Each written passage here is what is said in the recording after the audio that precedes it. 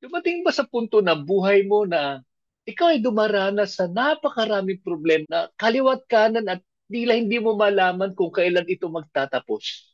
At ang mas matindi, may nakambang panganib sa sarili mo, sa pamilya mo, at maging sa iyong kinabukasan.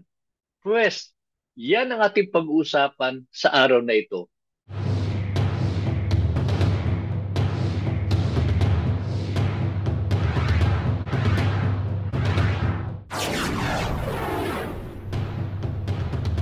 Ang talatang ating pagnilay-nilayan sa ay hango mula sa Second Chronicles chapter 20 verses 3 and 4. It reads, Jehoshaphat was afraid and turned his attention to seek the Lord and proclaim a fast throughout all Judah. Verse 4.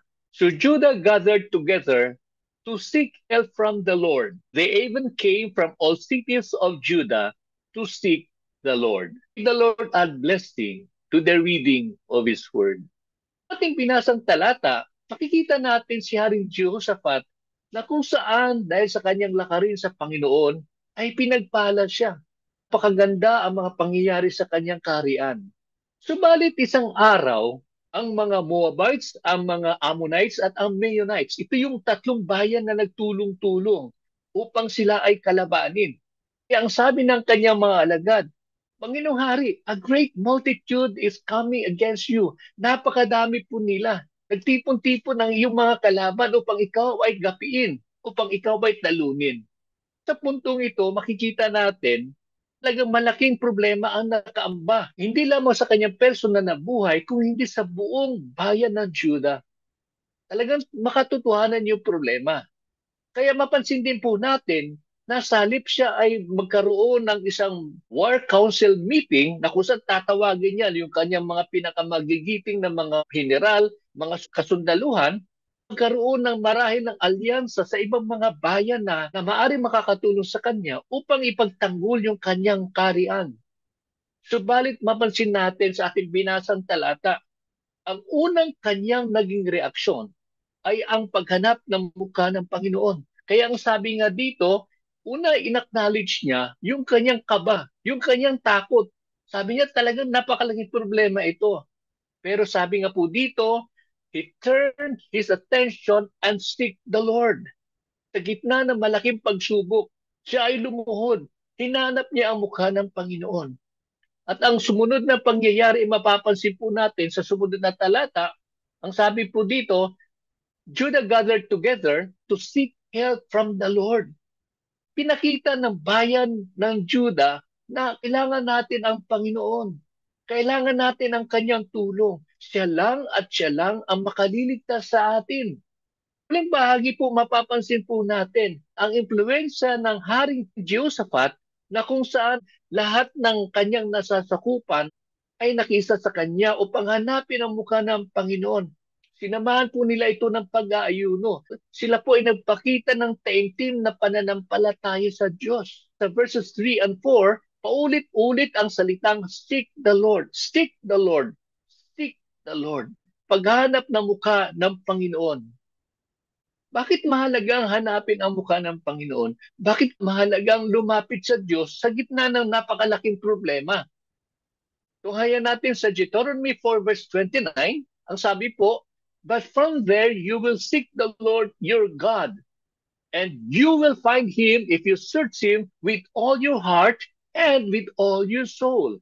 Ito yung mungkahi po ni Moises nung kapanahunan na kung saan po ay tatawid na po ang bayan ng Panginoon, ang bayan ng Israel, mula doon sa Moab na lugar at kanila na pong sasakupin ang lupang pangako ng Diyos. Ulit-ulit po napasaway po ang bayan ng Israel. Kaya si Moises ay nagpapaalala, tunay sa puso ninyo, sa inyong mga kaluluwa, na talaga kayo ay magpapasakop sa Diyos. Tayo ay pagpapalain ng Diyos at tayo ay tutulungan ng Diyos. Ang sumunod na talata, napakaganda patungkol sa paghahanap ng mukha ng Panginoon. Ito po'y matatagpuan natin sa Psalm 27 verse 8. When you said, seek my face, my heart said to you, your face, O Lord, I shall seek. Ito yung panalangin po ni Haring David. Siya'y humarap sa napakadaming mga problema. Hinahanap niya ang mukha ng Panginoon. Subalit kung ating aralin na maigi, sa unang bahagi ng talata, when you said, ibig sabihin, it was God who gave the invitation. It was God who initiated. Ang response po ni Haring David dito, makikita po natin, ang sabi niya po, your face, O Lord, I shall seek.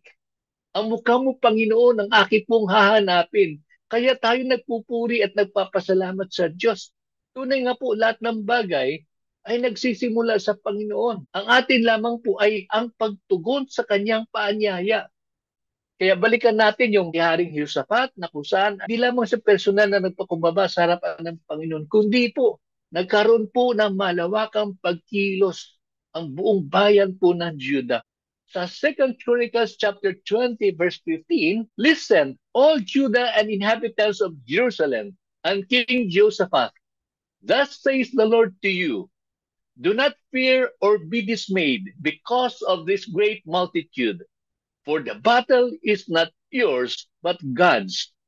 Ang tugon ng Panginoon, huwag kayong matakot, huwag kayong magamba, kahit anong dami na inyong kalaban, sapagkat ito ay inyong inilapit sa akin, ako ang bahala. Kaya makikita po natin sa sumunod na bahagi po ng buong kabanatang ito, na kung saan ay tunay nga na ang Diyos ang kumilos. Hindi po ng gyerang ito, kung hindi andun po sila upang kunin po ang ikang tinatawag the spoils of war. Tunay nga po ang pangako ng Panginoon, huwag kayong mag-alala, ako ang bahala at ipinamalas po ng Panginoon ang kanyang dakilang kapangyarihan. Kaya purihin ang Diyos. Ano man ang iyong mga pinagdaraan ng mga problema, kaibigan, kapatid, huwag kang mag-alala sapagkat the moment na atin pong inialay ang lahat ng mga problema ito sa paanan ng ating Panginoon. Sa sandaling tayo po ay nagpatira pa at nagtitiwala na ang Panginoon ang Diyos na makapangyarihan sa lahat. Siya ay kikilos at kikilos upang ipakita ang kanyang kabutihan, ang kanyang katapatan. Ano man ang ating maaaring kaharapin, huwag tayong mangamba, huwag tayong matakot, sapagkat ang Diyos natin ay makapangyarihan sa lahat. At hindi niya tayo iiwanan sa ere kailanman. Tayo'y manalangin. Dakilang Panginoon, kami po ay patuloy nagpupuri at nagpapasalamat sa buhay po ni Haring Jehoshaphat. Ipinakita niyo po, Panginoon, amang banal, kung ang inyo pong bayan ay magpatira pa sa iyong harapan, Panginoon. Magpakumbaba ng buong puso, ng buong kaluluwa. Tiyak po kayo ay kikilos, sapagkat ito po ay inyo pong laban at hindi na po namin laban. Maraming salamat, Panginoon o Diyos. Hiniling ko, Panginoon, amang banal sa lahat ng manunood na hindi pa po nagkaroon po ng personal na karanasan sa inyo, na hipuin mo ang kanilang mga puso.